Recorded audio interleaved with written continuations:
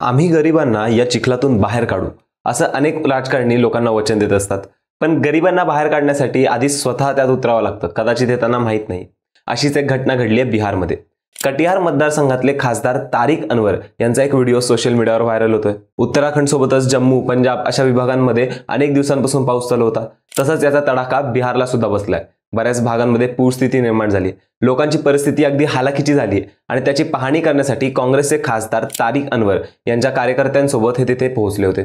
तेथे साचलेले पाणी आणि चिखल बघून ते थेट कार्यकर्त्याच्या पाठीवर जाऊन बसले आणि अशीच त्यांनी पूर विभागाची पाहणी केली आहे.